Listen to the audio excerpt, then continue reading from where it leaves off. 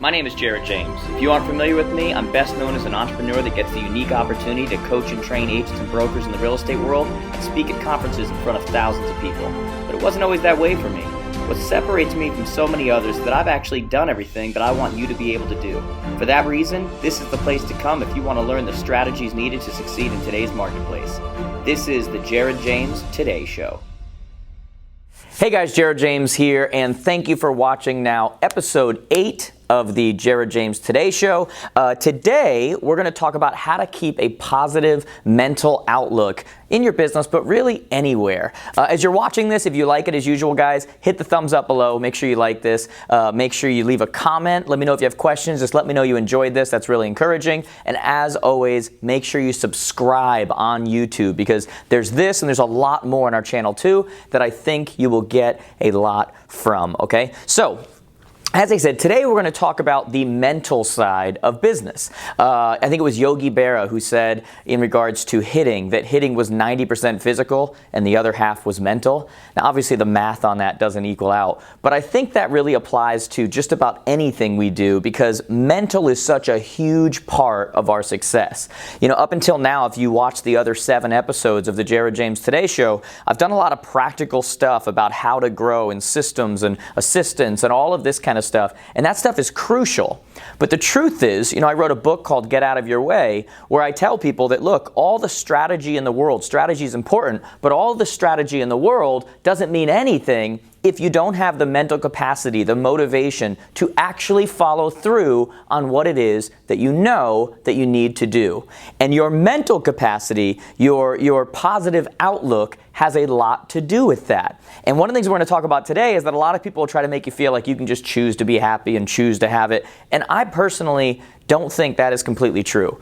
You know, I think that we live in a world right now that is very much almost like, you know, a 1960s parent that says, do as I say, not as I do. We very much live in a world right now that's just like that. You know, we live in a world right now where just about everything you watch tells you to take care of your body, be healthy, how to have these abs, how to whatever. And then when you actually go around, healthy food, healthy lifestyles are not easy to get to. And even when you do find healthy food, it's usually like 20 to 30% more than all of the junk they're trying to feed you. It's kind of, there's this back and forth, this upside down world that tells you one thing, but then everything around you, everything that surrounds you is completely different. We're told to stay positive. You know, we like positive people. We want people to be positive. And yet, what are you surrounded by? What's on the news? What's on those clickbait headlines? What do you see on all of the entertainment channels? It's sure as heck not positive, right? Positive doesn't make the news. What was the old saying they used to have? If it bleeds, it leads. I mean, that was basically the headline for what it would have to be to make the news. And so that's not positive stuff. That's not what you're going to be surrounded with that's going to make you a more naturally positive person. Me personally, I live in a country where we celebrate Thanksgiving, where we're supposed to talk about how grateful we are and everything we're grateful for. And literally less than 12 hours after sitting down at a table and saying how grateful we are, we either stay up super late or wake up super early in the morning and trample people at Walmart for a 20% discount. I mean, it's crazy. That's the double standard. That's the society. That's the world that we're living in right now. We live in a world where when it comes to New Year's time, and we're all supposed to make New Year's resolutions, and it's a restart, and now we're going to go get it, and you're going to lose weight, and you're going to feel better, and you're going to exercise, and you're going to do all these things. How are we taught to celebrate it? By indulging in alcohol and food and all these other things. They're going to set you back weeks and weeks for that goal that was going to make you feel better about yourself because we live in an upside down world, okay? I personally do a lot of training and such in the real estate world, and I really think that entrepreneurs in general kind of have this conflict that occurs. I believe that very highly driven people, I was joking around with someone the other day, it's kind of like, and some of you will relate to this, it's kind of like having access to the Force. You know, it's like where you're completely driven. If you've seen Star Wars, you know what I'm talking about, where they're always kind of like talking about this Force, and there's the good side of the Force and the bad side, the dark side and the light side, and we as entrepreneurs have this pull where on one side we're very driven and we want to work, and we're going to do whatever it takes, but yet on the other side, we're supposed to create lifestyles for ourselves that are healthy, have personal lives, have a family, take care of our children, be balanced, be all these, and there's all these poles that go back and forth. And I was joking with someone the other day, and I said, look, you're either going to become Yoda or you're going to become Darth Vader, okay? Because one way or the other, you're going to succumb to that force. And in that same way where we have to make decisions, and there's two different sides to this force, it's the exact same thing that we experience in our everyday lives. Because think of it like this. Everything that we come in contact with, everything we do, everything has multiple meanings, okay? And the meaning we assign is all that matters. And whether those meanings are true or not is not what matters. All that matters is what meaning we take from something. So, for example, the person who invented fire, many of you would look at that and say, that's an amazing thing. They created fire, they created heat, they created a lot of things that come with fire. Someone else could look at that exact same situation and they could say, well, that also means that you created forest fires. That also means that all of these bad things, houses that burned down, came from that person. It's the same thing, two completely different meanings. One person would look at the person who created the internet and they'd go, oh, the internet is amazing. Look at the e-commerce that you can do. Look at the socialization and the contact that you have with people and how easy it is to stay in touch and know what's going on in people's lives and how you can now do your shopping online. And there's all these other things that could come. And another person would look at that exact same situation and they would go, well, now you have internet fraud and you have people stealing identities and you have all of these other things that come with that, which are not necessarily positive, but they're the exact same thing that somebody's looking at. Some people would look at even things like the sun and they would go, oh, look at the sun, it's great. If you go to the beach, you want a nice sunny day and it's going to be gorgeous and it's going to be warm and it's going to be whatever. And another person would look at it and go, well, you got the rays coming down now and now I've got to put my sunglasses on. And my point is that in every single thing we do, all that matters, all that affects our mental aptitude, how we feel, our capacity, is the meaning that we assign to things. I told this story years ago, and it's so true even today. I told this story about this lady who had signed up for our coaching program. And she signed up for our coaching program, and she sent me a message. I think it was on Facebook, it was by email or something like that. And she said, I'm so excited, I can't even tell you. I've been following you for years. I can't wait to get going in your program. This is going to change my life. I'm ready. I've already seen some of your campaigns. I'm ready to go. And she goes, but I have to be honest with you.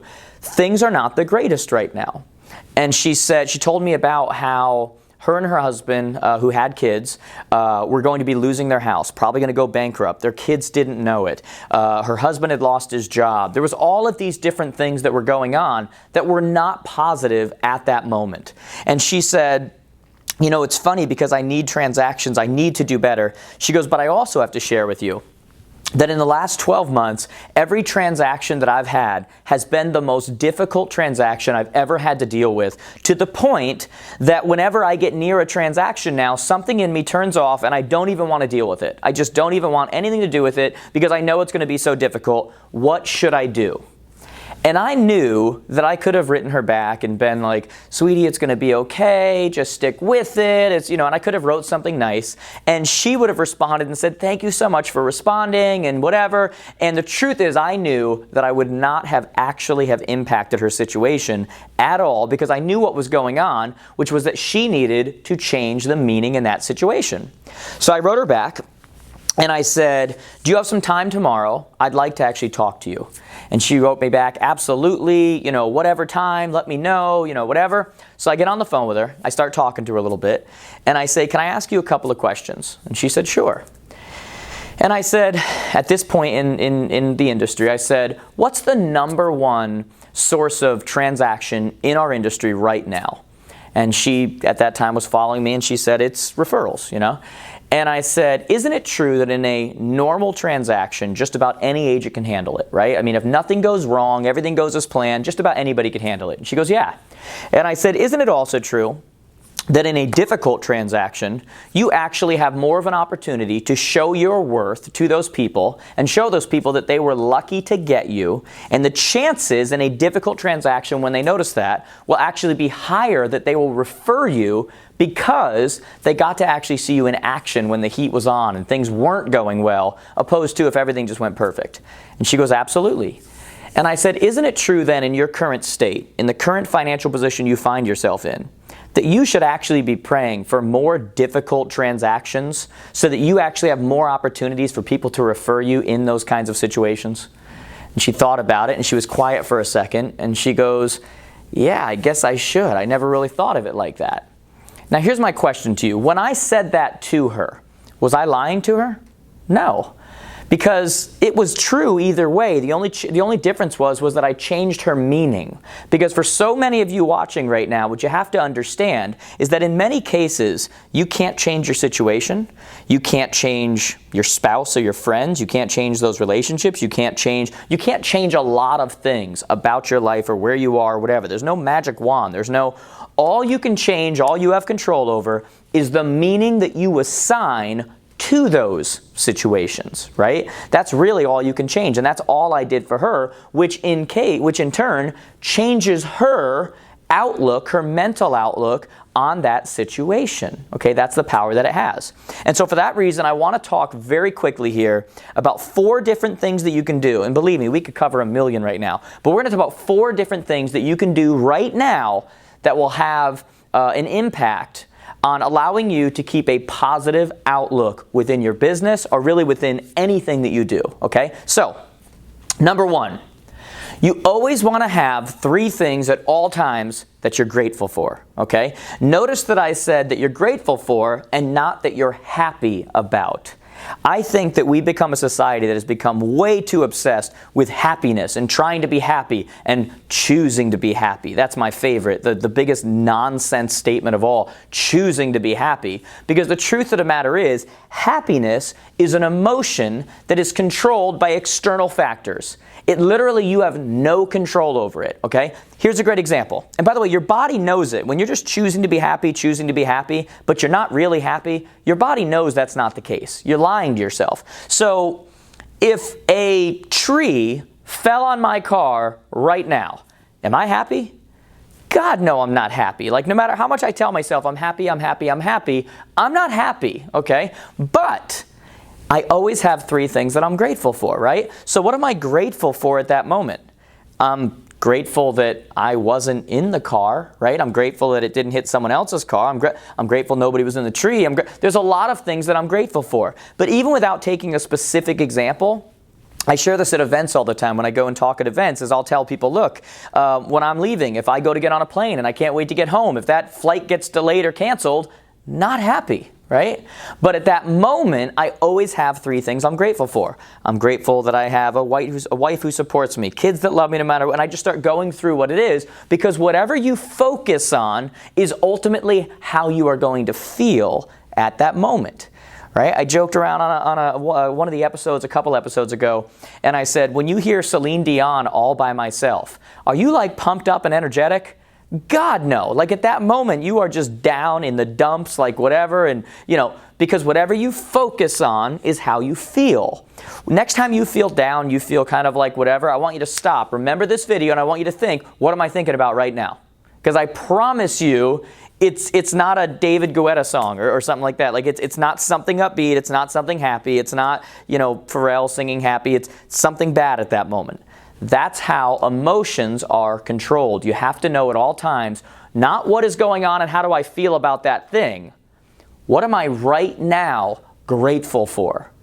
I'm grateful that I am fortunate enough to be born in the USA. That's what I'm grateful for. Like the odds on that are crazy when you think about the number of people that are born. I'm born in the USA, right? Now you watch this, you may not be from the USA, and you go, well, I'm not from America. What should I be grateful about? Do you know there's billions of people who don't even have internet?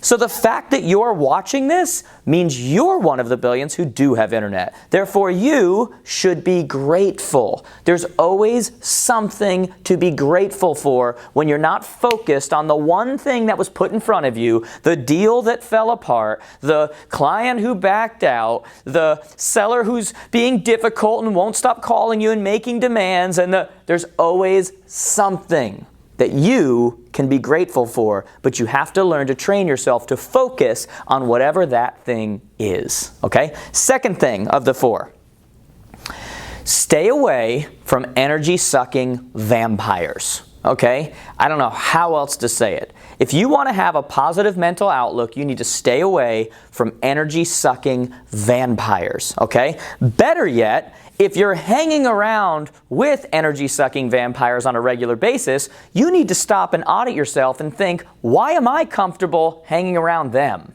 Because usually like people are attracted to each other and they like each other. Now, when I'm saying stay away from this means that you are going to have to cut some people from your life. Not necessarily that you're never going to see them again or whatever, but when you look at that prime real estate, that prime time, that prime whatever it is in your life, relationship space, energy-sucking vampires should not be a part of it. So you need to stop and think who that is. Now, chances are you just thought of some people and immediately when you thought of them, you went, no, not them. Because you couldn't imagine cutting them out. But chances are that if you just thought of them first, they're probably the ones, right? It's not saying you're never going to, but you can't have people in your life who are absolutely addicted to gossip, absolutely addicted to problems, addicted to the Kardashian lifestyle, addicted to Us Magazine and E! Online and just every kind of bad thing. You cannot have those kind of people around you if you want to have a positive mental outlook. They just don't operate in the same space. It can't work. It's kind of like light and darkness can't exist in the same location. When I walk into my office and I flip the switch to turn the light on, there's not a battle between lightness and darkness. It's not like, well, no, I want to take over. No, I don't want to. Once that light goes on, that's it. There's light. It's the same kind of thing in your life. You have to decide what you want to allow around you every single day and how that affects your mental attitude because, again, if you've been to one of my events, number one reason top 100 salespeople in the world is something called ability to control, ability to manage your own state of mind, how you feel, right? Your mental outlook on the day, what kind of motivation you're feeling at that moment. That has to do with who you surround yourself with and, more importantly, who you allow yourself to be surrounded with, okay? Number 3, you've got to have a productive morning routine. Now, notice I didn't say you have to have a morning routine. Because whether you recognize it or not, everyone has a morning routine. It's just a matter of whether it's productive or not. Do you get up and race around and just try to get the kids ready and just try to get out of the house in time and rush off to this place and rush off to... That's a routine, right? You're waking up at a time that you know you can barely make it. You're waking up at a time that you can barely get the kids on the bus, barely get to the office. You are doing that to yourself. Wake up a little earlier. You know, I say all the time that one of the things I do in the morning for a half hour in the morning, I pray, I read, I immerse myself in good content, and I watch good video. Every morning, before I start working, every single morning. Why? Because I so believe in this state of mind, this positive mental outlook. I had somebody at an event recently ask me, do you watch your own videos in the morning? And I'm thinking to myself, like, did that just come out of your mouth? Like, could you imagine like watching my own stuff? Like, that's insane. Sometimes I'm not even watching motivation. Maybe you want to watch my stuff. It's good for you. Me, I'm not going to watch myself. But sometimes I'm just watching Jimmy Fallon in the morning from the night before and I'm laughing. And do you realize how much laughter controls your state? You've got to have a set time in the morning. Some of you even need a set time in the afternoon as well. You need twice a day. If you need 3 times a day, whatever it is. Your mental outlook, your state of mind deserves it. And you need time to stop and focus on something that's going to change your mental outlook. Instead of just relying on, oh, look, it's cloudy out. I guess I'm not in a great mood. Oh, look, it's the first day of spring. I'm going to put pop music on and I'm happy. Oh, look, it's raining. You're allowing things like the weather to determine how you feel. That has to stop. Number 4.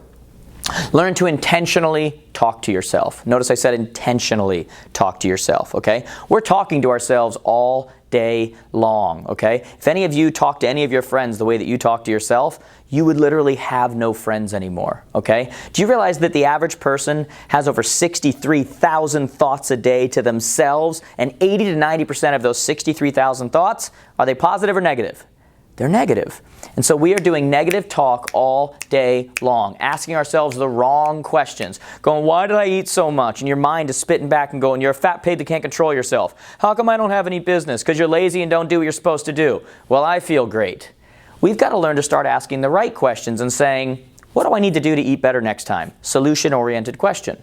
What do I need to do to create business today? Solution-oriented question. I need to talk to 41 real estate-related conversations equals 1 transaction. So if I do 8 per day over the next 5 days, that's 40 conversations equals 1 transaction. And you start coming up, you give yourself hope, and you start coming up with solutions. Start making it something that you do on purpose. I don't care if you have your affirmations. People laugh at affirmations, but people are using affirmations every single day. The only difference is they're not conscious of it, and they're using negative affirmations. They're telling themselves everything they can't do, everything that's wrong about them, everything they did wrong yesterday, everything they won't be doing tomorrow, everything they won't get tomorrow, everything.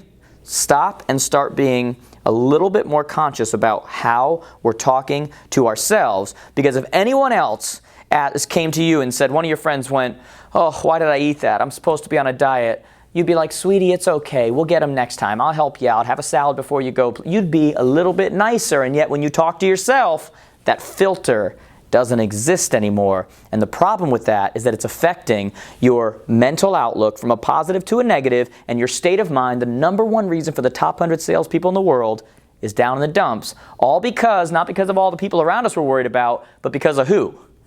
Go look in the mirror. It's because of that person. All right? So guys, these are 4 steps to help you have a more positive mental outlook in your business, a little more mental strategy, which is absolutely necessary. Make sure you pair this with the other videos that we've done on specific ways to create transactions and on specific ways to create systems in your business and do all these things, but your mental attitude matters, okay? Guys, hit like on this if you would. I'd really appreciate it. Leave a comment. Let me know what you thought. Ask me your questions. I respond to every single one of them personally. Make sure you subscribe, okay? Take a stroll over to jaredjamestoday.com. You can subscribe there as well. Ton of new content that comes out all the time. Can't thank you guys enough for watching. Share this with somebody who needs it, guys. I'll talk to you soon. Have a great one.